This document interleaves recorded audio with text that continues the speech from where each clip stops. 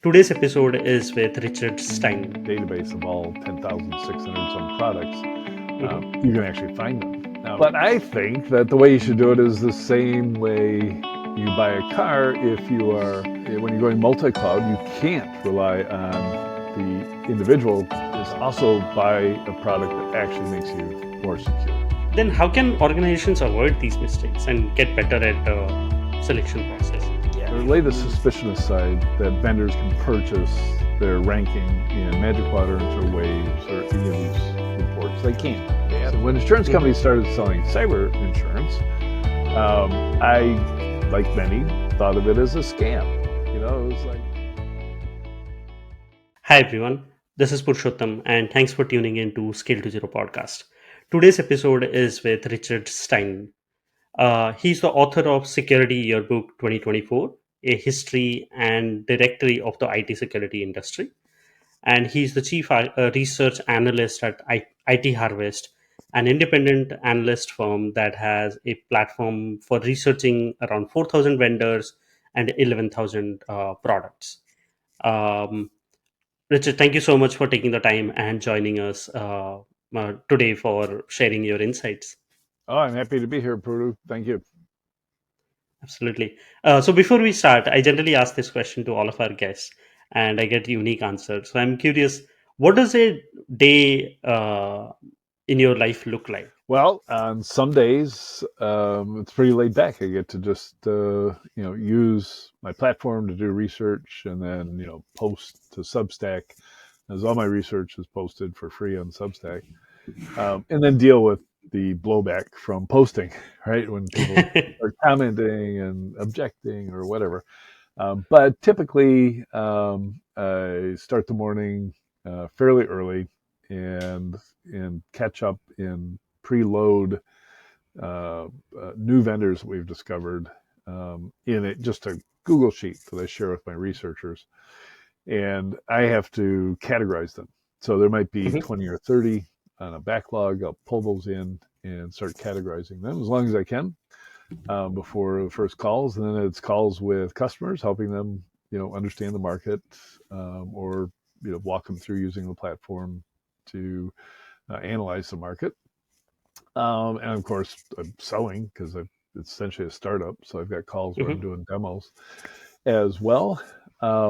And then, you might wonder, because I'm writing books, when do I do that? Well, it's not during a regular day because I need big chunks of time to write books. So towards the end of the year, every year I have to carve out, 5 days at a time to actually sit down and do that writing. Yeah, that's a huge commitment, right? Uh, to take out like a week and just focus on writing your book and then resume your regular Well, work, and you then you think have to you come got back. plenty of time in between calls during the day, but you just can't get your head in gear for Yeah, yeah, doing that kind of thinking.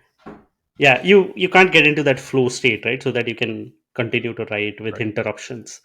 Um, Exactly. all right. So before we start, do you want to briefly share about your journey as well to with our audience? Like, Sure. how did you start? How did you get into what you do today? Yeah, like most people of my generation, there wasn't a security industry. So I spent 11 years in the automotive industry. I was designing car seat structures all Oh that time.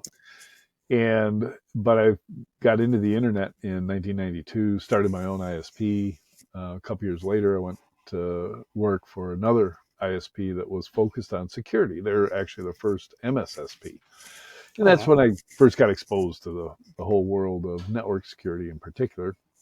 Mm-hmm. And I got to meet the founders of Checkpoint Software, Gil Schwed, Marius Nack, um, Shlomo Kramer, all came through the offices in Southfield, Michigan, as well as the founders of ISS, who ultimately bought Netrix. But by the time they had bought Netrix, I was moved on. I had been retained by PricewaterhouseCoopers. So I was Mm-hmm. doing a bunch of attack and penetration testing on big banks, national railroads, e-commerce sites. So we tried to hack into and successfully got into Dell's e-commerce site where they sold Wow. computers online, and then Gartner recruited me from there. to be the second industry analyst covering security, and that was way back in 2000. So the Wow. industry was super young back then, less than 2 billion a year in total revenue for security products. Hmm. And I lasted there for 4 years, which is the longest I've ever held a job. And I left in 2004, and within a year had started IT Harvest, to basically do all the same things I did while I was at Gartner, but focus on this idea of harvesting data. So it's Hmm. more, some market research on top of the analysis and advisory services. Love your journey that you have seen how the industry has transitioned, right? Yeah, Right from the day it started focusing on security to where it is today. yeah, Hopefully, we'll be able to touch on some of those points today. So, today's focus would be around selecting the right cloud security vendor and zero trust. So let's get into the some of the security questions. So there is an age-old debate between build versus buy, and experts like you always recommend that you need to assess the need for buying a security platform or a vendor before you select one or before you decide on it, which sounds very straightforward and logical. What are some key factors that you would recommend organizations should consider when they are evaluating their cloud security needs or even a vendor or a platform? yeah. This is a great question because I've been thinking a lot about how do you go about vendor selection. Um, Hmm. Only because I realize my tool is good for vendor selection, right? Hmm. Because I have a database of all 10,600 some products. Hmm. You can actually find them now. So, but I went back and looked at how do people actually select a vendor. And there's two approaches. One is, hey, let's just ask my friend what he or she uses and do the same thing, right? Yeah. And that is surprisingly common. Hmm. CISOs in particular are known for looking for peer insights into other products, right? And they'll, if somebody they respect and has a bigger organization went with CrowdStrike, then let's do that, right? Yeah. Yeah. And that's not horrible, right? It's better than the another way that people often select products is there's value added reseller comes to them and says, hey, you should buy this Yeah. product. Hmm. And that's not horrible either because presumably the reseller has taken some time to evaluate which are the best products, and Hmm.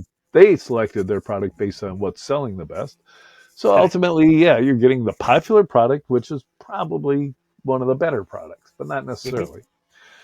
And another way is to call your industry analysts. So you call your Gartner, Forrester, Omdia, Standard and Poor's industry analyst, and you say, "Hey, I'm looking for a new firewall or endpoint protection. What should I get?" And they'll ask you a bunch of questions. The questions will elicit what you're leaning towards, and then they'll Hmm. support you in that decision that you're already going to make. Right? They'll give you the Right. stamp of approval. It's okay to buy CrowdStrike. Oh, you want to use Sentinel-1? Yeah, that's okay. Oh, cyber reason. Why are you thinking of cyber reason? Oh, yeah, that's good reason. That they kind of, I don't know. They usually just because they don't want to. They're not going to say that one is better than the other, right? Hmm. Because their answer is it depends. Yeah. So, but I think that the way you should do it is the same way you buy a car. If you are, a modern person whose primary concern is how do I get from home to work, Hmm. and then visit my family on the weekends, right? It's a 500-mile drive. What kind of car should I get? So you research all the vehicles. You compare pickup trucks to sedans to electric vehicles, and then you pick the price range that you're interested in, and finally you evaluate the manufacturer and the model. So you Hmm. start with everything, and that's in the ideal world, right? Here in Detroit, you only buy a vehicle from the same manufacturer that your parents bought vehicles, right? And Yes. if you're like me and you're married to somebody who bought Ford, or AMC, and you're a Chevy person, you're in trouble. Hmm. Um, but for the most part, you should make a decision with data. And so I'm a big proponent of data. But and I definitely recommend when you look at at cloud products, right, you have to come up with the requirements first. Mm-hmm. And quite often you don't know what those are, right? All you knew Right. was you needed to digitally transform and get rid of your data center, which was a closet in the back office. So Right. you moved everything to VMs in the cloud, and when you made that decision, you may have thought about, should we just do what everybody else is doing and go to AWS? Should we go with the low cost provider, say Google, or Mm-hmm. should we go with Microsoft because we're a Microsoft house? So you made that Yeah. decision kind of ad hoc. You didn't really Mm-hmm. think about it or test it or anything else. You just made that decision. So now you're stuck, um, and now you have to figure out if you need a certain product. So of course you look at the layers defense. You need to be able to control network Mm-hmm. access to all of your stuff. And you need to find a solution to do that. You need to protect the workload. You need Mm-hmm. to have a good way to protect the identities. So you look at all these requirements, and if it's identities, is it privilege access management? Is it consumers, customers? Is it users? Is it third parties? You figure out what kind of solution you need, and then before you purchase any product, you've got to look to see if the cloud provider already gives that to you, which they probably do, and Yes. it's probably close to free.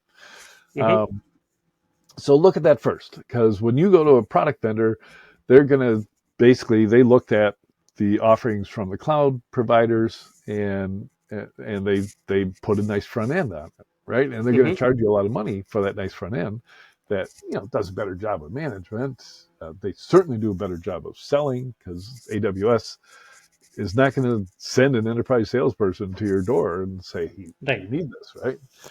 So Mm-hmm. you kind of have to discover what's out there before you start talking to the Whizzes and Actas and the 200 other vendors that are selling you stuff. Right. And then you're going to try them and be Mm-hmm. aware that the proof of concept for cloud security products are mind blowing. They're so simple to set up and run. Right, 2 minutes Mm-hmm. is the average cost or time frame Mm-hmm. to get it running, and you're gonna be blown away. You're gonna go, oh my gosh, I didn't know that it's misconfigured, and this VPC is connected to this one, which is connected to the entire world, and Yeah. it's going to tell you all this super super valuable stuff, which will Mm-hmm. justify whatever the expense is. Whatever Wiz wanted to charge you, you're going to say yes. Okay, Mm-hmm. so you should take a step back and at least get two other quotes. Right, you should look at Orca, Mm-hmm. you should look at Palo Alto, and you should try them out and see which one is going to work better with you, and then you should do the vendor assessment, right? See if the vendor is Mm-hmm. viable, if the vendor's the right headquartered in the right country. Are they Chinese? Are they Russian? Are you allowed to buy from that vendor? All those sorts of things. You should look at that. You Right. should look at the vendor health, because even if it's the best product, if the vendor's in the process of being acquired by Google, do you really want to deal with a vendor that's going through that, right? So, Mm-hmm. Okay. so those are So some I love how you structured right from the beginning, right? Like how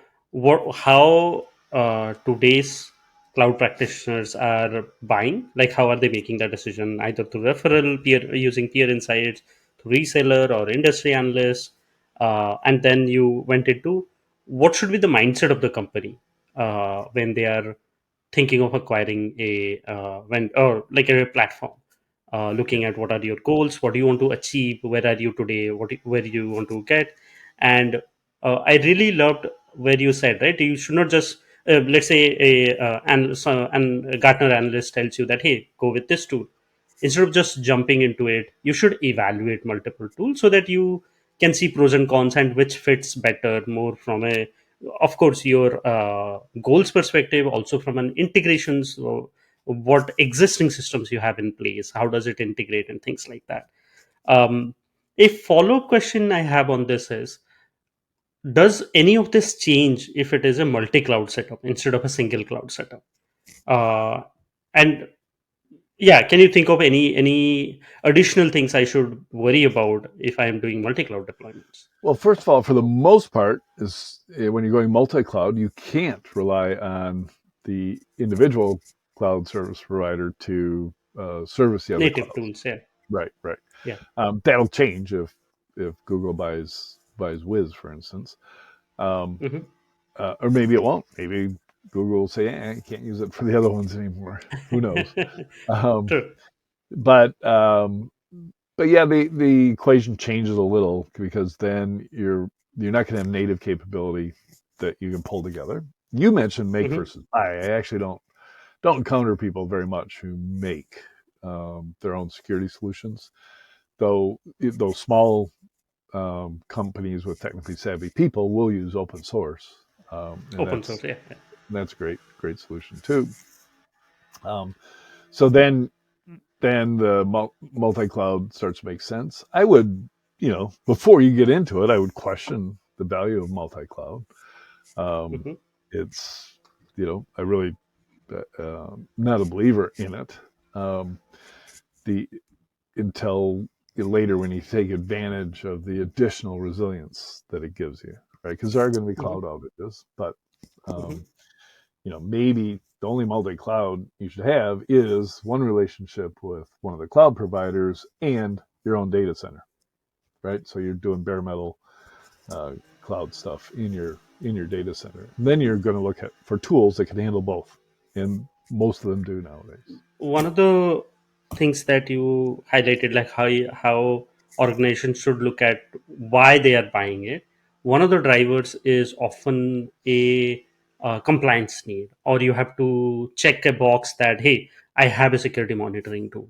Um, but selecting a vendor or a platform based on that approach, checkbox based approach, often creates issues in either selecting the right tool or in a longer term, when we look at it a longer term picture, right?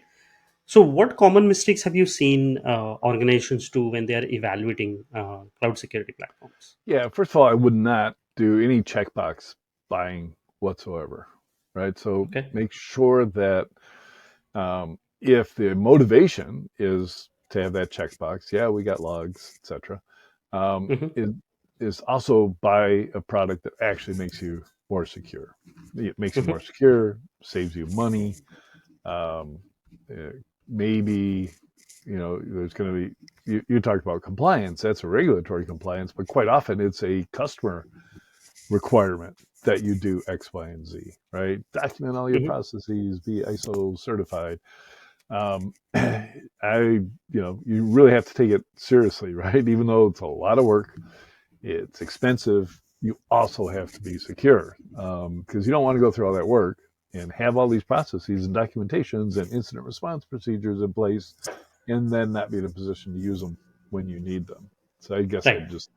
I would take all those things seriously and dual purpose all of your Hmm. security tools. Make sure there's a compliance aspect that it can fulfill that compliance aspect and give you more visibility, more recoverability, resilience, etc. Now, a follow-up question is, let's say if your leadership is saying that, hey, we need to get it because we have XYZ, or we have some contract with someone, so we have to get it because of these reasons. How would you work with your leadership so that you show value to them, so that. Yeah, leadership's going to have these outside of security motivations for doing Mhm, something, right? It's like, hey, we're going to market with CrowdStrike, so we have to use CrowdStrike. Um, you're not going to convince them not to use CrowdStrike, right? But if there's something that is missing, then you could look, for instance, you could say, okay, we're going to use CrowdStrike, but we're also going to have Defender, right? Because we need to mhm, catch viruses too, and we need to know what viruses we're yeah. catching. So you can, Mhm, kind of pad it. You've already paid for Defender probably, so you can beef up and work around the constraints that leadership has given you. mhm, If it's purely now, I've been in the boat um, of the team, the IT team, shooting down the project that I was proposing from the outside. So mhm, it was way back. I was selling gift certificates and gift certificate fulfillment during the .com boom. okay. And we visited Nike. So Mhm, the the founder and owner of the company that I worked for. I was president of a gift certificate company owned by Isaiah Thomas. And Isaiah Mm-hmm. Thomas is, a basketball Hall of Famer for the Detroit Pistons. So, anyways, we go out to Nike, and I'm sitting down with the IT team talking about how we're going to implement a Nike gift certificate program. Mm-hmm. And one of us dropped Isaiah's name, and Mm-hmm. the entire team from Nike goes, "Oh, that's why you're here. That's why we were asked by our president to give you guys time to pitch to us." So, Oh. lesson learned, they went ahead and they created an RFP for a gift certificate program that was totally misaligned with what we were offering. So there's like no way Ah. we could ever do Mm-hmm. that. Mm-hmm. So that's one way, and I think every Mm-hmm. IT department just has people that are familiar with uh, what do we call that when you shoot down the boss's ideas? Undermine. Yep. Torpedo. That was it. Mm-hmm.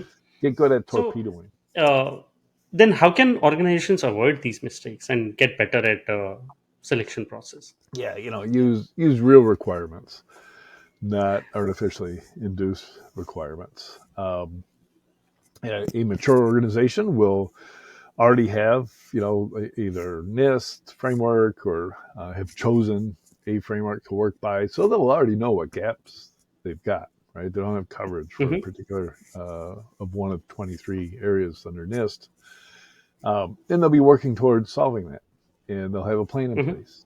And those are the ones that are going to do the research, find the best product, stay on top of the latest and greatest. Maybe Mm-hmm. it's not your tendency to buy from young startup companies, Mm-hmm. but they might be the only ones that have. And if you wanted to get good guardrails around company use of artificial intelligence, Mm-hmm. um, you could look at whether your current DLP solution does that. Probably Mm-hmm. actually does, right? Because when somebody's connecting to ChatGPT or the Bing solutions from Microsoft, and you can just scan that information and see if they're using credit card or putting credit card information into those large language models. So, but if that's too hard to do, that's to build your own. Or if it's um, uh, you know you need something with better controls, then you talk to the startups. You're only going to have startups as options, right? Because the whole problem is only Yeah. 2 years old. So, let's say I understand this, how to decide a tool and how to not follow a checkbox based approach. One of the things that you highlighted earlier is like there are industry analysts, right, who spend a lot of time giving us insights, what vendor or what tool to pick. So one of the questions that we got from Ashwini, we reached out to our common friends, and one of the things that he said is that often Gartner leader reports are published for cybersecurity, and there is no hidden secret that companies pay upwards of 100K to get featured in some of these reports. But for the CISO's world, do these reports make sense, and do they feel that these reports matter? I'd or lay the suspicion aside that vendors can purchase their ranking in Magic Quadrants or Waves or any of these reports. They can't. They absolutely cannot. Hmm. So I was at Gartner for 4 years. I didn't when I was ranking vendors in a Magic Quadrant. I didn't know how much they spent on us. I didn't know if they were customers. Back then, there were plenty of vendors that were not customers. It didn't make any Hmm. difference whatsoever if Hmm. they had, if they were, even if they were a big spender, as for instance McAfee was, and I removed their firewall from the Magic Quadrant. I said, "This is it. Nobody ever talks about this. We don't need a Oh, gauntlet nice. firewall in the Magic Quadrant." Hmm. Man, McAfee tried to get me fired. They called all the way up to the president of Gartner and did, but my immediate supervisor said, "Hey, check your facts, stick to your guns. We're behind you." Because Okay. Gartner has to be independent of the vendor Hmm. influence. And part of the reason they have to be is the vendors are only 10% of their revenue. Their revenue comes from selling to CISOs and executives of big companies. Hmm. So they still serve a good purpose, right? Because the Gartner customers tend to be late adapters, right? They do not buy the latest and greatest. Hmm. Gartner acknowledges that about 80% of them are late adapters. They only have 15,000 customers, and there's hundreds of thousands of enterprises around the world. Right. So the a CIO talks to a Gartner analyst, they're going to get really, really good advice from the analyst about what other companies are doing, Hmm. approaches. They might even get pricing information, what other people are paying, Right. and it's going to be great. The only failing is they don't give you the data to make the decision on. They're giving you their opinions, Hmm. and you might trust their opinion. They're wise and experienced, so this is great. Hmm. But you still won't have the data. So if you're using a data approach to making a decision, you get the only data point is Gartner says it's in the leaders quadrant. Hmm. That's that's something that means a lot. The company is going to be healthy, more likely to Right. succeed because Gartner has said that. If they're already public, it'll help their stock whenever they're in the leaders quadrant. So all good stuff, but they might miss.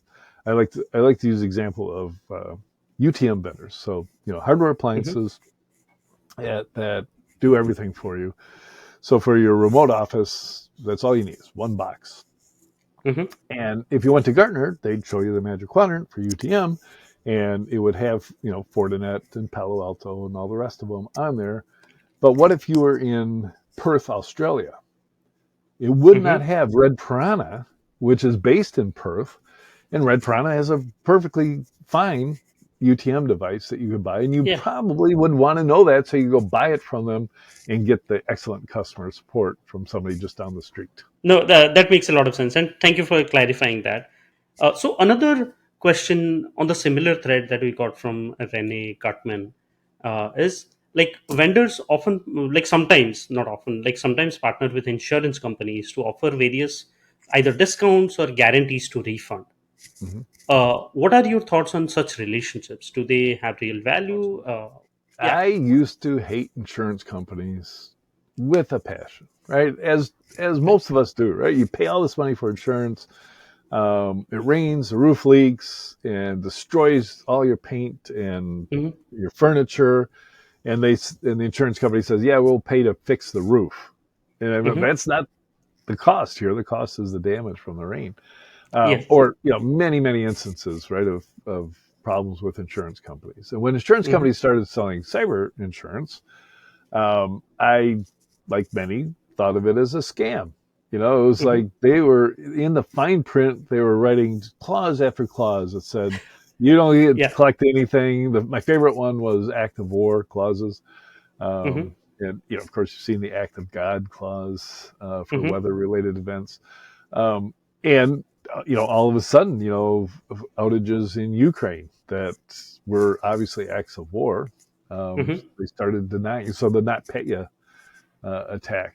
The insurance companies tried to get out from paying the billions of dollars of damages Yeah. with using that clause. So what really changed everything was ransomware, because Hmm. ransomware was covered, and the insurance companies were starting to. They never lost money on cyber insurance, but their margins went from I don't know what it was, 60% to 25%. And Yeah. so they started being concerned. So they started working with vendors and service providers for incident response and MSSPs to basically they can now offer discounts on cyber Hmm. insurance to those that use some of these vendors. Fantastic! It's the best thing that's happened in cybersecurity ever. Hmm. The as much as governments here in the United States, CISOs constantly berating people to don't succumb to ransomware, do this, this, and this. Nobody listens to them because somebody owns a little manufacturing plant. My favorite example is the ice manufacturer here in Detroit. Um, Hmm. he's got two offices, a little tiny server running Windows NT and a connection to the internet, and he doesn't have an IT security guy at all, right? Yeah. So what's he going to Yeah. do? And he's not going to tune into what CISA tells him to do. But he is Yeah. talking to his insurance broker, once a quarter, Right. and he's constantly looking at his insurance costs because he pays, he's got employees and ICE and manufacturing. He probably pays. what, $500,000 in insurance a year. He's Yeah. definitely looking for ways to save money, and his insurance Hmm. broker is going to say, you should have cybersecurity insurance, because what happens if your booking and delivery stuff goes down? He's going to Yeah. go, oh yeah, how much is that? And they'll say, oh, it's $5,000 a month, unless you work with Mandiant or CrowdStrike to protect all your systems, and Hmm. then it's 2,000 a month, and it's like sometimes it pays for the additional investment in Yeah. security. Worth doing. Right. So best thing to ever happen in security. It's finally going to get security down into the SMB. I really like how you gave an example of a manufacturer and how does it impact and how the cost, maybe cost of buying a tool works out with the insurance vendor, insurance coming into picture. Yeah, thank you so much for doing that. Now, let's say I'm convinced, I have decided a vendor, and now I have procured a vendor or a platform for my security needs. I need to do the implementation, sometimes the integration, and once the integration is done using that platform, and often it needs training and support. What should organizations look for in terms of vendor support and training resources? So, well, first of all, when you go through that purchasing process, Hmm. try as hard as you can to include the terms that you will not pay the vendor until it's up and running, right? So Oh, none of love this, that. yeah, Yes. so the vendor will be very interested in getting you up and running and working. Hmm. Um, yeah, and then if make sure there's some professional services if it's needed. Now, cloud security we are talking about, the beauty is needs very very little configuration Hmm. and setup, right? So there might be Hmm. the training that you need on top of that. So make sure all that's in the contract, and then that there's a way to extend it if you need more help or want to do more training beyond that, Hmm. preferably with a vendor, but maybe a third party. Maybe the value added reseller is interested in that business and they add that into the deal. Okay. Now, most organizations have started following agile-based methodologies, right? And Yeah. most organizations at the same time would not want to do big bang. Let's say if you are onboarding a new platform, you might want to do for non-prod first, and then you might want to do UAT and production, like agile approach. You take agile approach for implementation. Yeah. How does that affect the vendor, the relationship with the vendor, and also as a customer, I'm using the platform, how does that Yeah. impact me? Every vendor's implementation process could be different, right? Like cloud Hmm. vendors, it's becoming pretty standard. It's like, give me your keys and plug them into the screen, and boom, you're done.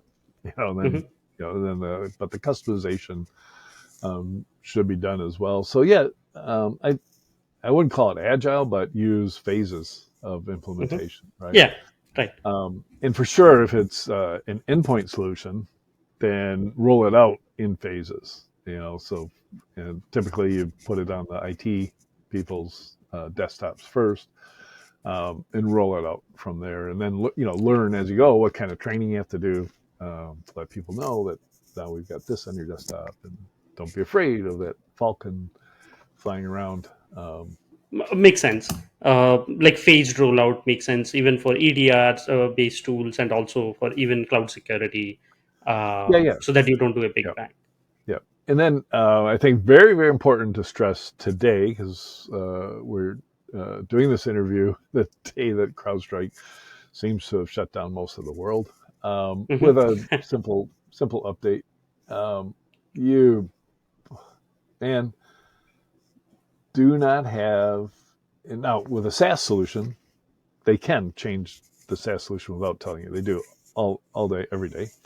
Hmm. But if it's something that's resident in your VPC or on your endpoints, do not have a process where they can update the software and you just accept the update. Build in, Automatically. yeah, Yeah. build in delays.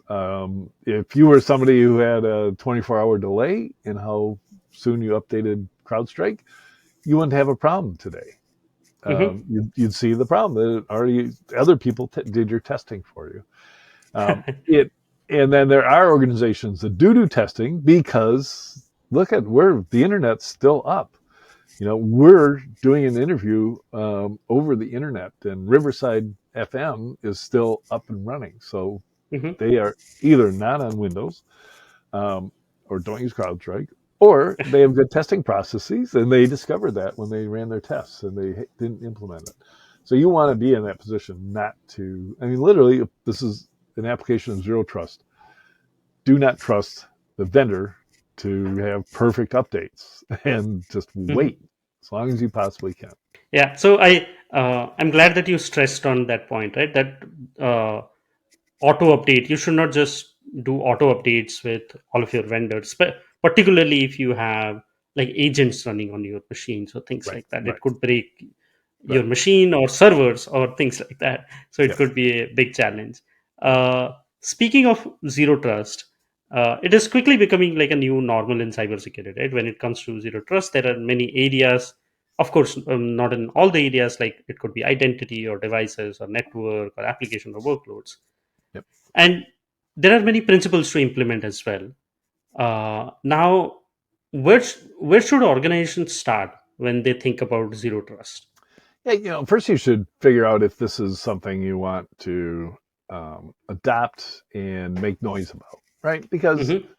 you don't have to, and the federal government says you do have to, and so you have to jump through the hoops to take what you do and what you want to do and shoehorn it into a zero trust framework. It's not the end of the Hmm. world. We've been asked to do much more horrible things than that in the past. NIST used to, just force everybody to use risk management principles, and look where that got Hmm. us. Right? We're in real deep trouble because of that.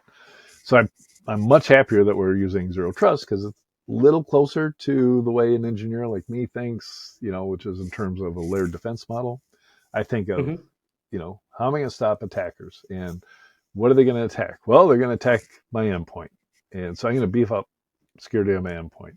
How are they going to get to my endpoint? Through the network. I'm going to beef up my network security. What are they after? They're after my data. I'm going to encrypt all that data. Well, then they're Yeah, going to be after your keys. I'm going to store the keys like, in an air in a vault gapped or something. device in a Yeah. vault, right?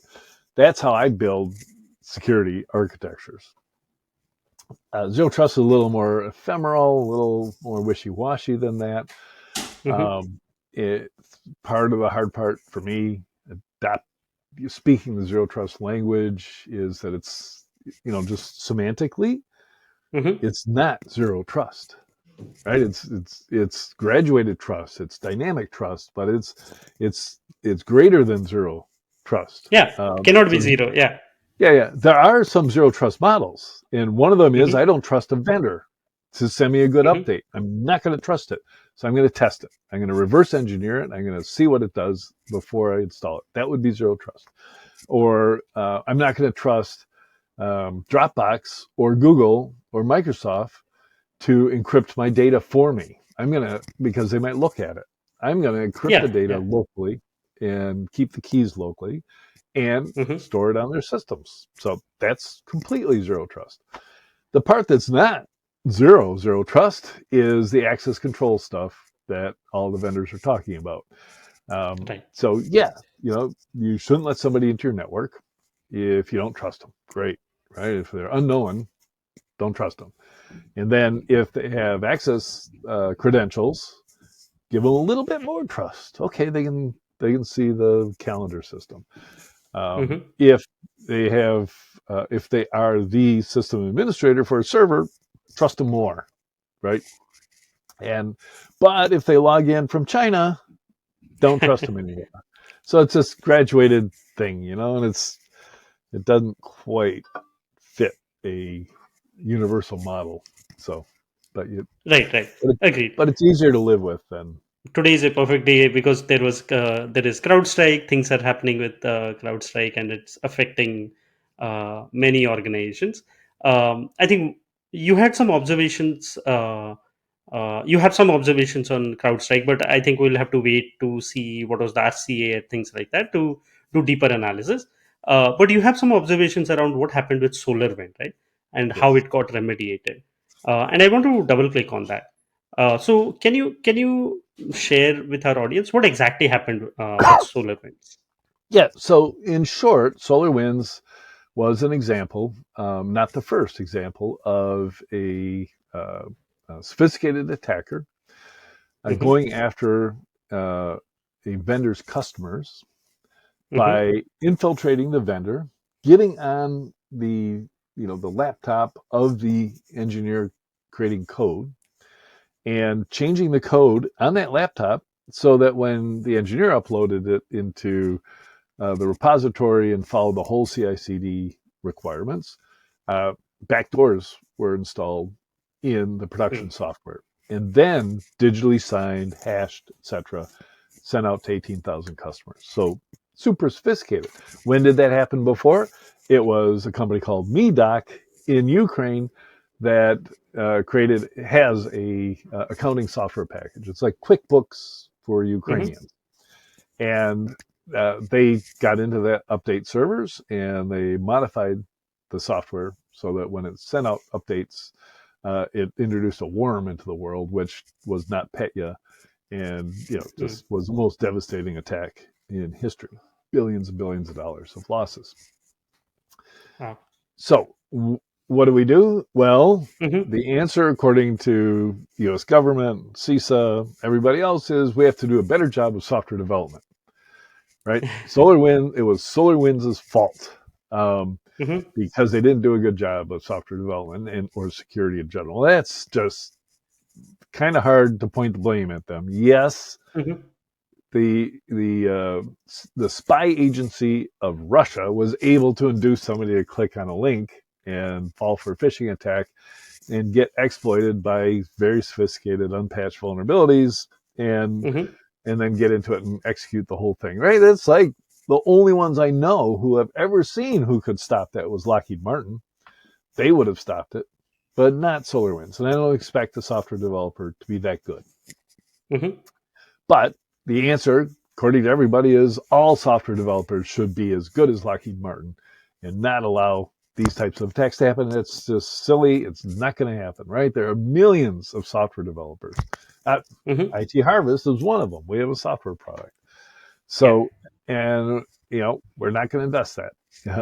So the real answer is, or the real need that we now know we have, is that we have to be able to examine code when it's shipped to us from our software vendors and determine if it's got malicious updates in it.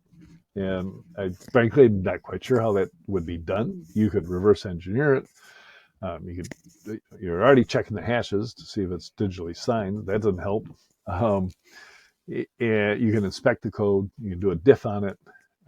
Mind you, your contract with the software developer specifically says you will not reverse engineer the code. So you have to True. change that contract, right? And it's Mm-hmm, the little guys aren't going to be able to do that, but Bank of America is going to be able to do that. They're going to say, we're going to reverse engineer your software updates and make mm-hmm, sure that it's not malicious. Um, Maybe there's going to be a trusted testing site that could do that as mm-hmm, a service, and you don't, you accept code from them maybe, but then you got, now you got a single target for the the sophisticated attackers to go after. So you might have created a worse problem. So yeah, I'm not yeah. sure how it's going to be solved, but if I knew how to do those sorts of things, I'd be starting software companies instead of doing what I do.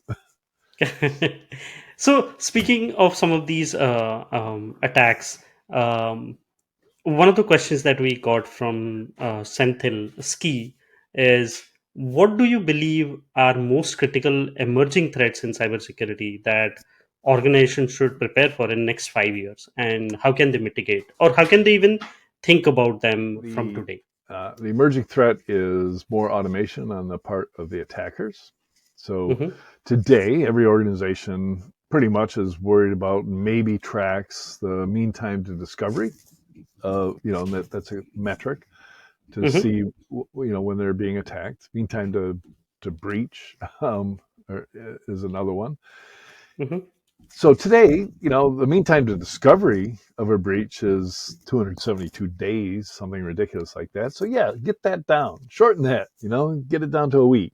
The attackers can do less damage in a week than in Hmm. most of a year.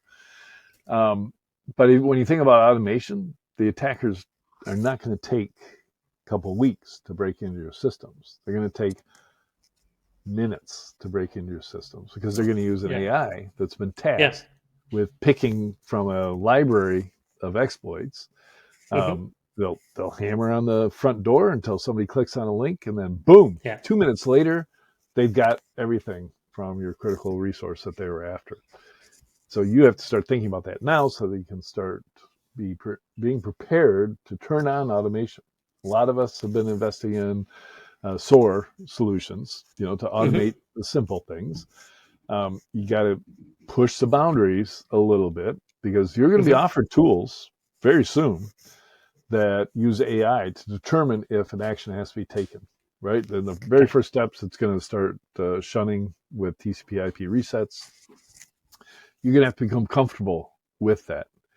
You're going to have to explain to somebody why an API call from a partner that only happens once every 6 months just got shut off.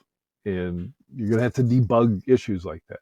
Those issues are a Hmm. lot less onerous to debug than, hey, somebody triggered through an API and stole all of our data. You don't want that to happen. You can't reverse that one.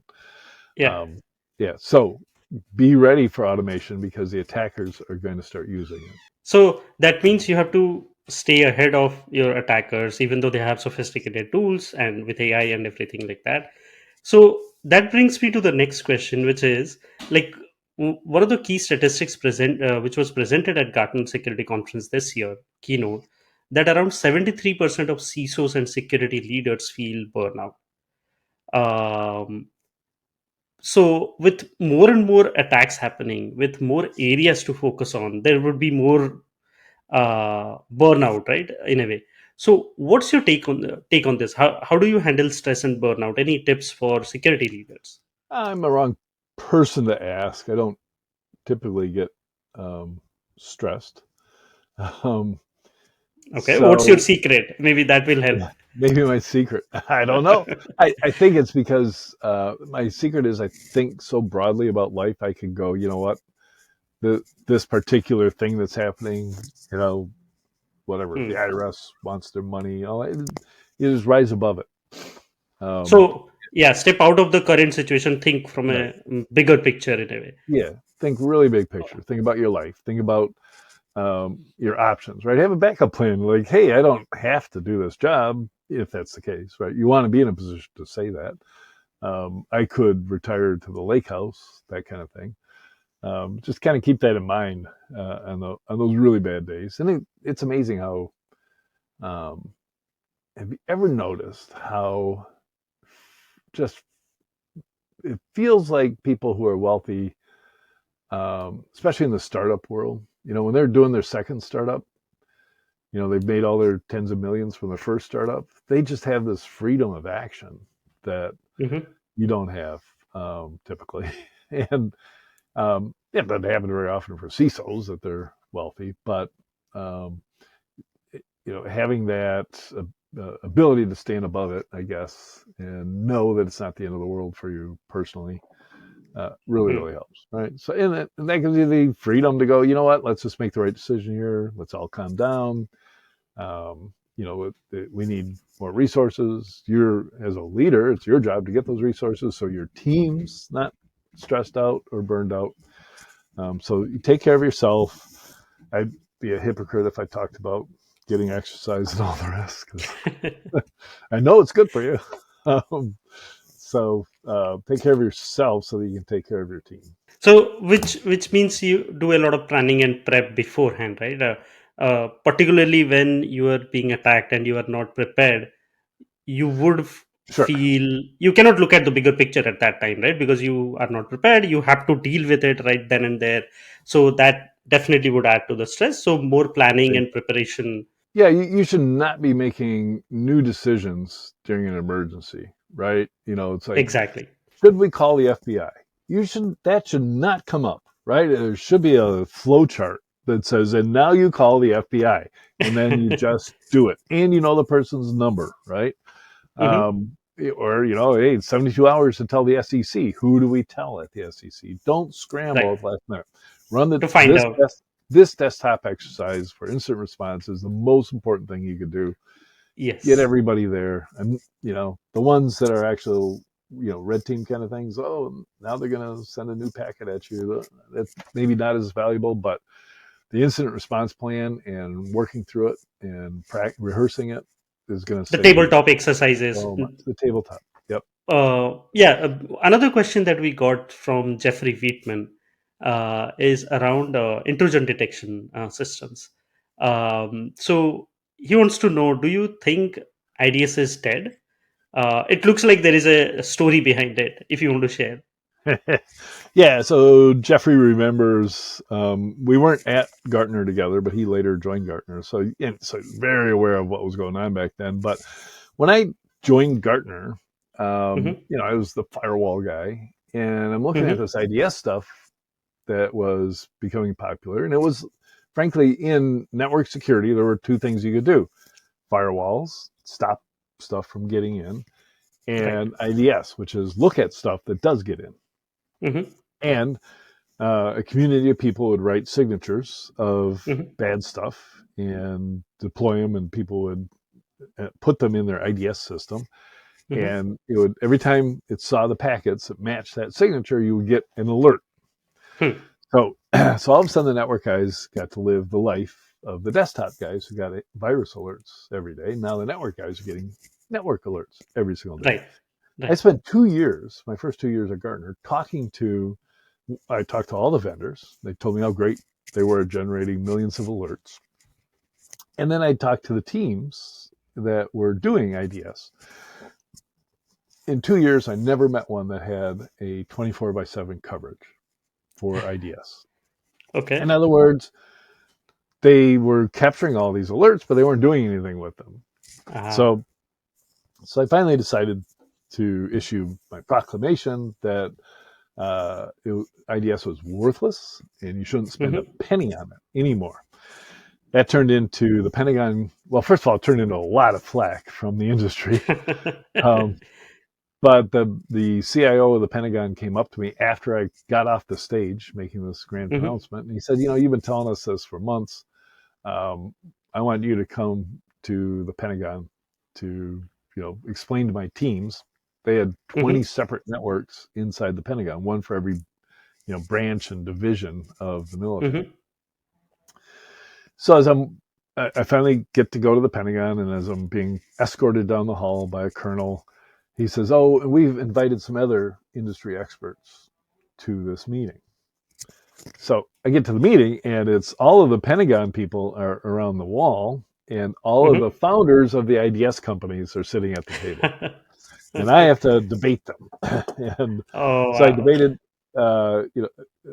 made all my arguments. They made their arguments. There was some heated discussion going on. They accused me of doing what the vendors pay me to do, and which is funny because they were the vendors in the Yeah. Yeah. room that were my Hmm. customers, and I was telling them that their products were really bad.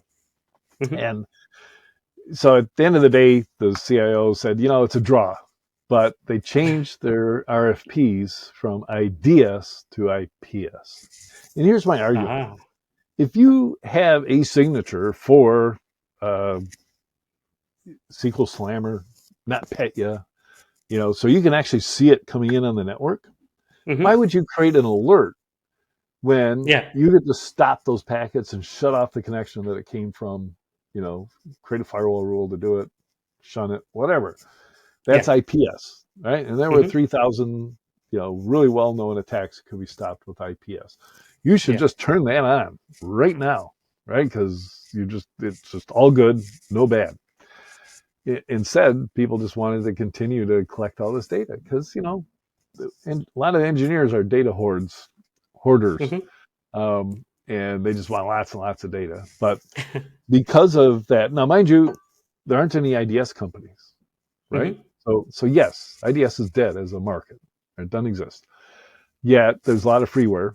out there that does IDS, and people still collect that. But the evaporation of the market, ability for companies to make money selling IDS, when that went away, it created two new industries that are still with us. One is MSSPs, managed Hmm. security service providers. Back in the mid 2000s, um, were basically a way to outsource ignoring logs to somebody else.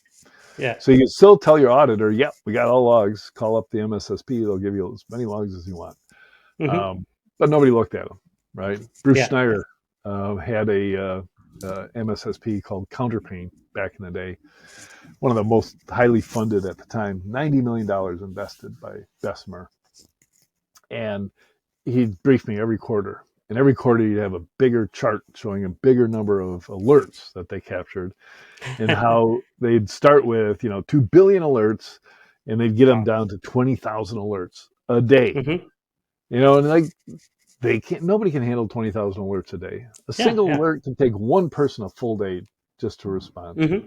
So it's like, yeah, so obviously, Counterpane didn't survive. It was sold for $90 million to British Telecom. It's still part of their service offering. Hmm. Um, and then the other industry that was created was the SIM, a place to store alerts. Yes. So now you've got a really good data management platform for alerts that you can also ignore. And pretty much what people are doing. And here we are today, with all these new SIMs. There are 200 SIM products. I got Wow. that from my data. So Cisco buying Splunk, there's going to be a lot of better SIMs to replace Splunk and all these places that said, now's the time to switch vendors because Splunk is way too expensive. Yeah. That's going Yeah. to be the case. Yeah. So it looks like an amazing story. Thank you for sharing that around intrusion detection and prevention. One takeaway from that is action versus alert, right? Right. That you are Right. getting alerts, but if you are not taking any actions, then it's pointless to even set up that system because nobody is even looking at it. It's not Yeah. getting It, prioritized. maybe it'll come full circle, and because we have that much data, especially Microsoft and Google, who have created their own SIMs, right? But they're Hmm. both looking at it. We got a lot of data. We should be able to apply artificial intelligence to this. So maybe it will come full circle that we can actually use all that data effectively in the not too distant future. Yeah. Let's hope that happens soon. Uh, so yeah, that's a great way to end the podcast. Thanks, Richard, for the insightful conversation. Here are a few points which stood out for me. The first one is vendor or platform selection should be based on organization goals. CISOs and security leaders should prioritize selection based on current posture and looking at achieving a set of future goals instead of compliance needs or by following a checkbox based approach. The second one is vendor health is an important aspect while determining or while deciding on a platform or a vendor. For agent based solutions, avoid and delay automatic updates coming from the vendors. The last one is when rolling out vendor tools, follow a phased rollout instead of a big bang, and add the rollout as part of the contract clause. This will push the vendors to prioritize implementation, support, and training. Thank you. One last question that I have is, do you have any reading recommendation for our audience? It can be a blog or a book or a podcast or anything like that. Reading, for sure. Of course, I want you to read my books, but I think Sandworm, which is this story of the GRU, so the Russian military's attacks, Hmm. primarily on Ukraine, but they're some of the first attacks that actually worked against a power grid and the Hmm. rest of the infrastructure in Ukraine. But a really, really well told story, and of course Sandworm. Sandworm and Kim Zetter's Zero Day, Zero um, day. which is the story of Stuxnet. It's such a beautiful story, right? Because it's such a beautiful worm, single purpose worm that succeeded, right? It set Iran back, years and years in their nuclear enrichment activities. So just, you think of, that was a good use of it. Everybody in the world except Iran thinks it was a good thing. Um, and yet it was totally malicious and, you know, an attack, no question. Wow. Think about your own enemies using techniques like that against you. Yeah, yeah. That is amazing. So yeah, when we publish the episode, we'll tag both of these so that Yep. our audience can go in and learn from it. Awesome. So thank you so much, Richard, for joining and sharing your insights. Thanks, Peter. It was great. It was lovely to have you here. And to our audience, thank you so much for watching. See you in the next episode. Thank you.